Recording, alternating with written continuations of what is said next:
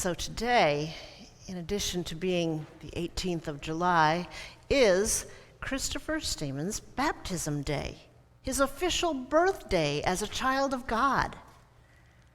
And one of the birthday gifts that we give on a baptism birthday is a candle, to remind him and everyone that our call is to shine and provide light in a world that is sometimes quite bleak, just like Jesus, the light of the world.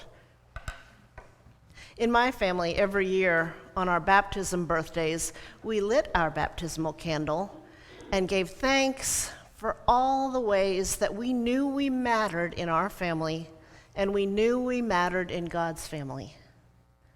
Another part of our Schneider family tradition was that the person whose baptism was being celebrated got to decide what we were going to have dinner that night. So I was thinking about baptisms, birthdays, and candles, and about the yummy food that I got to pick when it was my turn, when I remembered that last Sunday's gospel was a story about a birthday party, but it was not a joyful remembrance of belonging. It was a party thrown by King Herod Antipas for a lot of important people, and it ended with him agreeing to cut off the head of John the Baptist. His party was not a celebration of light and love, but one that was rooted in fear and the shadows of cruelty. And this terrible event had to have still been on Jesus' mind in today's reading, which immediately follows that text from Mark, because John was important to him. John was the person who had baptized Jesus and who blazed the trail for Jesus' own ministries.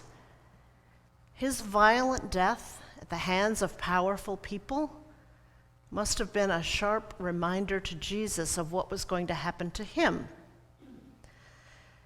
It's not a wonder, then, that Jesus wants to gather his friends around him and go away and rest for a little bit.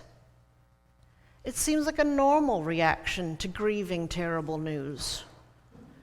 But Jesus doesn't get a lot of alone time to process this loss because they follow him.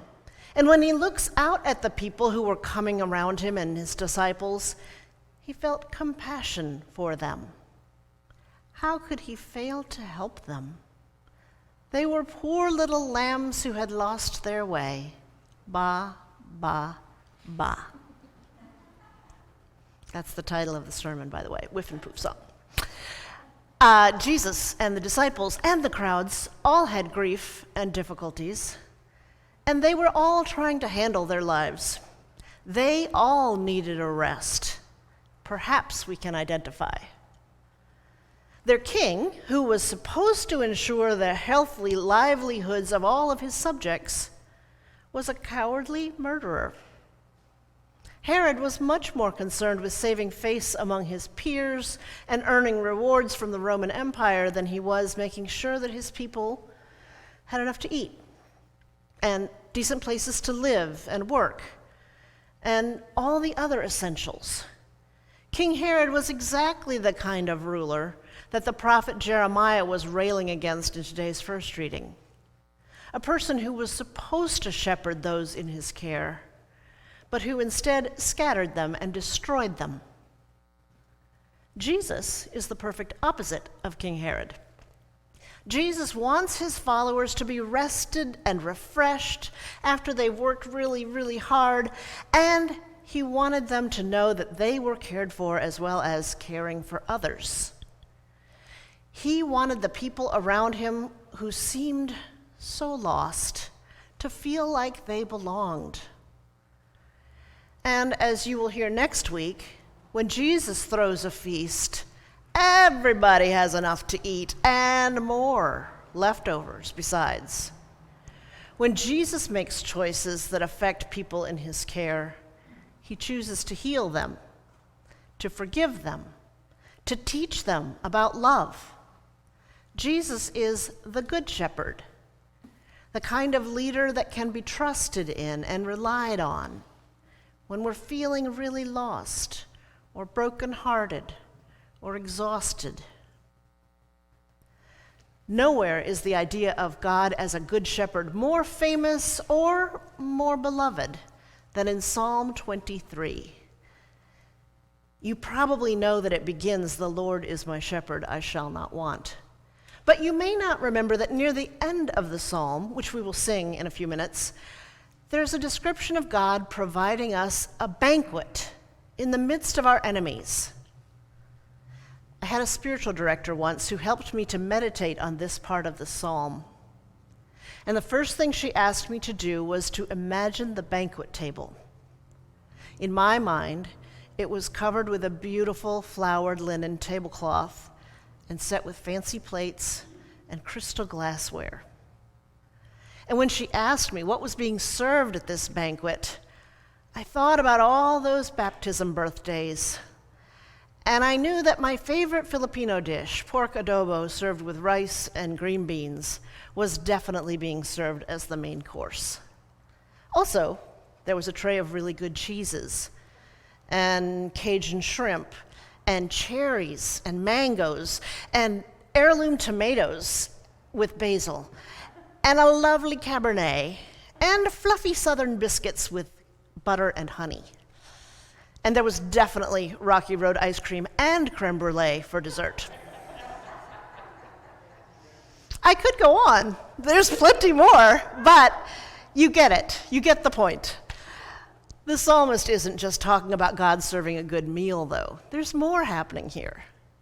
And part of what's profound about this image of God setting a banqueting table for us in the presence of our enemies is where it happens. That's the profound part. For one thing, we notice that we are not running away from our enemies in this scene. We are calmly sitting down to eat while they hover in the background. My spiritual director wanted to know who those enemies were, who had to watch me being honored and nourished and celebrated. There were probably more, but the ones that I recognized first were the fear that I wasn't good enough, that I was not worthy of being loved and never would be. The other one I recognized immediately was despair, the bleak downward spiral of not finding any hope or goodness in the midst of difficult situations.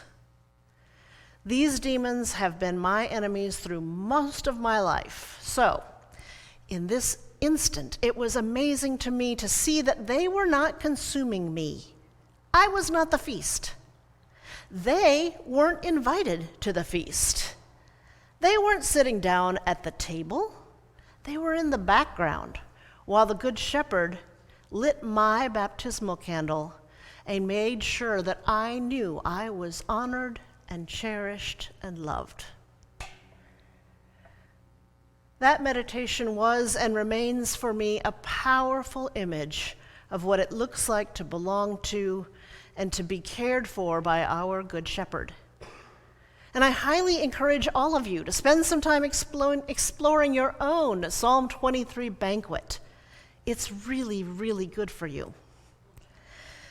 But none of this is to say that if Jesus is our Good Shepherd, then the King Herods of the world won't still be our reality, or that disease, grief, exhaustion, loneliness, and death will just go away.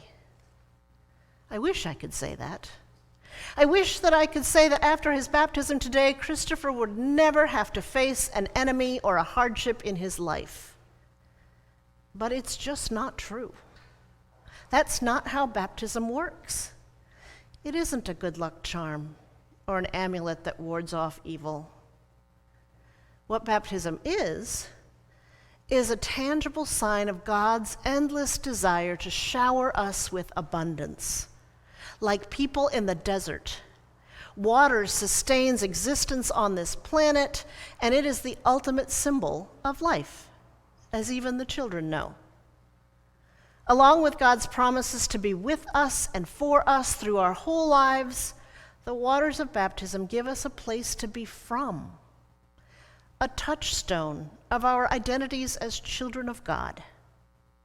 No matter what has happened or what will happen in your life or in Christopher's life, through periods of delirious happiness and times when it feels like you are a lost little lamb who has lost your way. Ba, ba, ba. Our place is and will always be in the shelter of God's arms. And that is true no matter what. So, for all you baptized, I invite you to mark your foreheads with the sign of the cross, as was done when you were baptized, and say to yourself, I am a child of God. Say it to your enemies, living, dead, real, imagined, and remember that this is always the good news for you. Amen.